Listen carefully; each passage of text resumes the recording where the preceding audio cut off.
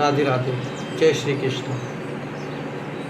आज मैं आपको जो व्यंग सुनाने जा रहा हूँ वो श्री कृष्ण द्वारा अपने भक्तों की परीक्षा का व्यंग है।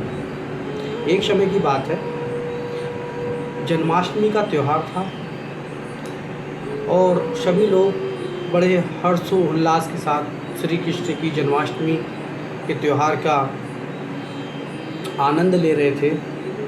भवन सजा रहे थे, मंदिर सजा रहे थे और कई तरह के पकवान भगवान को भोग लगाने के लिए बना रहे थे। तो ये सब चीज़ें गौलोक से श्री कृष्ण भगवान और राधा रानी देख रहे थे।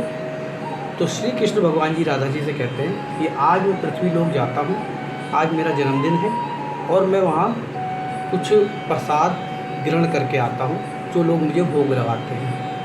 तो राधा रानी जी कहती हैं वो तो बात ठीक है, लेकिन मैं भी आपके साथ चलती हूँ और मैं भी आपके साथ प्रसाद जो है ग्रहण करूँगी। कृष्ण जी कहते हैं हाँ हाँ राधा रानी, क्यों नहीं, क्योंकि तुम तो मेरे जीवन में मेरे संगी साथी हो, आप मेरे साथ ज़रूर चलिए।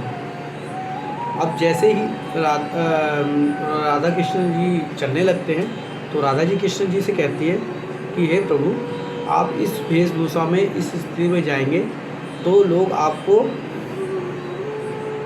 देखकर भावुक हो जाएंगे, इसलिए आपका ही जन्मदिन है तो जो है कि आप बाल रूप में हम लोग वहाँ चलते हैं और इससे आप भक्तों की परीक्षा भी ले सकते हैं और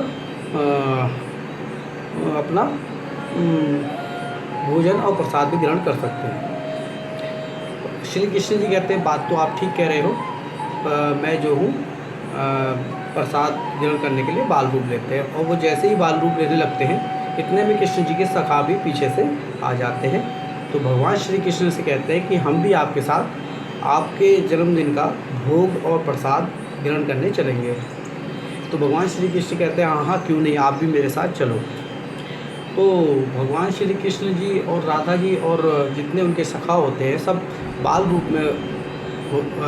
रूप में आ जाते हैं और पृथ्वी लोक आ जाते हैं। तो पृथ्वी लोक आ जाते हैं। अब क्या होता है कि जब वो पृथ्वी लोग आते हैं तो पहले वो किसी मंदिर में जाते हैं तो वहाँ पुजारी से कहते हैं कि हमें भूख लगी है, कृपया हमें कुछ खाने को दे दीजिए। तो पुजारी जी कहते हैं बच्चों आप लोग आए हो लेकिन अभी श्री कृष्ण जी को भोग लगना है और आप कुछ देर रुको, उसके बाद आपको प्रसाद मिलेगा। पर भगवान श्री कृष्ण जी कहते हैं नहीं नहीं, हमें तो अभी भूख लगी है, हमें अभी दो। बोले नहीं नहीं, जाओ जाओ यहाँ से, अभी आपको कोई प्रसाद वरसाद नहीं मिलेगा, भोग लगने के बाद ही मिलेगा, 12 बजे के बाद। ठीक है, भगवान श्री कृष्ण जी और माता राधा रानी और उनके सखा वहाँ से चले जाते हैं। फिर क्या होता है कि वो एक धनी परिवार के दरवाजे पर पहुँचते हैं और वहाँ एक उनकी भक्त होती है जो उन्हें मिलती है। वो उनसे कहते हैं भैया हमें बहुत ज़ोरों की भूख लगी है, कुछ हमें भी प्रसाद वरसाद ग्रहण करवा दो, इससे हमारा पेट भर जाए। तो माता जी कहती हैं हाँ पता नहीं, जाओ जाओ यहाँ से, अभी भगवान को हमने भोग नहीं लगाया है, आप लोग खाने आ गए, पता नहीं कहाँ से आ जाते हैं, आप लोग यहाँ से जाओ, हमारे पास अभी हम आपको भोग कुछ नहीं दे सकते। इतने में उनके पति जो होते हैं महिला के, वो उनके आवाज़ देते हैं कि जल्दी आओ, पूजा का समय हो रहा है। तो कहती है हाँ मैं आती हूँ, इनको जरा कुछ बच्चे आ गए, इनको बाहर करती हूँ और दरवाज़ा बंद करके जो है मैं आती हूँ। अब वो दरवाज़ा बंद कर देते हैं। ऐसे कई घर घूमने के बाद भी श्री कृष्ण भगवान और राधा रानी और उनके सखाओं को कहीं भोजन प्राप्त नहीं होता है। तो राधा रानी कहती है और उनके सखा कहते हैं कि हे प्रभु, आपके ही जन्मदिन में आपको प्रसाद नहीं मिल रहा है, आपको भोजन नहीं मिल रहा है, तो कैसे चलेगा, चलो हम लोग लौट चलते हैं। तो भगवान श्री कृष्ण कहते हैं चलो एक घर में और चलते हैं, अगर वहाँ हमें कुछ प्राप्त नहीं हुआ तो हम लोग अपने गोलोक में चलेंगे और वहाँ जो भी भक्तों ने भोग लगाया होगा, हमारे पास आया होगा, वो भोग लगा लेंगे। अब जाते हैं तो एक गरीब परिवार में होता है, वो उसके दरवाजे पहुँचते हैं। वह महिला के घर में सभी का व्रत, उस घर परिवार में सभी का व्रत होता है। तो उस घर की जो महिला होती है जो उस कृष्ण भक्त होती है वो किसी मंदिर में जाकर वहाँ से प्रसाद की लाइन में लग के प्रसाद खीर का प्रसाद लेके आती है। अब भगवान अब वहाँ जाकर प्रसाद लेके आती है तो वो सबको वो प्रसाद बांटती है। तो उसकी घर में उसकी सास जो होती है वो कहती है, बहू जब तू गई थी तो थोड़ा ज़्यादा ले आती, कई समय बाद तो हमें खीर खाने को मिलेगी। तो उसकी बहू कहती है, मैंने बड़ी मेहनत से बड़ी लाइन में लग के ये प्रसाद मुझे मिला है, इसी को हम थोड़ा थोड़ा ग्रहण कर लेते हैं। उस जो कृष्ण भक्त होती है उसका एक लड़का एक लड़की और उसका पति जो और एक सास होती है जो काफ़ी निर्धन होते हैं। तो वो कहते हैं चलो ठीक है, हम लोग अपना जो है जो भी मिला है उससे अपना ग्रहण कर लेते हैं, प्रभु को भोग लगा देते हैं और उसी से हम लोग अपना उपवास खोलेंगे।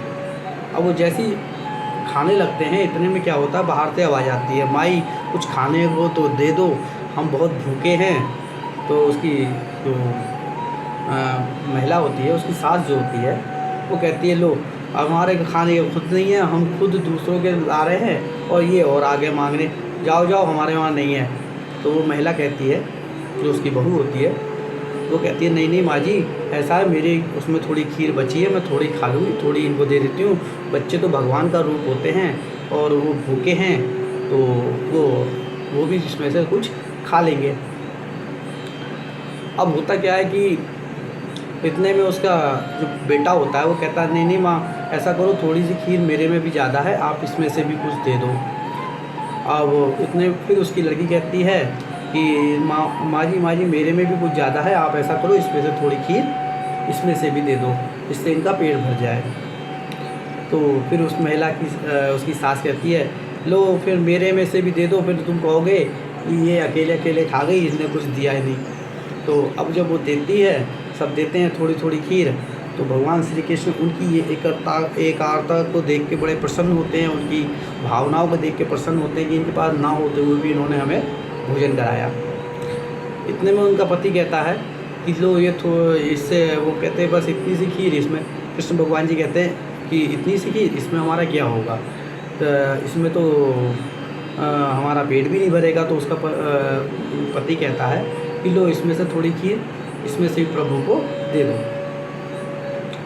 अब प्रभु को खीर देते हैं, प्रभु उनकी उसका भोग करते हैं, उनके मित्र उनके जो सखा होते हैं वो भी उसमें से खाते हैं, राधा रानी भी खाती हैं और उनकी इस भावना को देख के बड़े प्रसन्न होते हैं। तो राधा रानी जी कहती हैं, प्रभु इन्होंने हमारे को अपने हिस्से में से दिया तो हमें भी इनको कुछ देना चाहिए।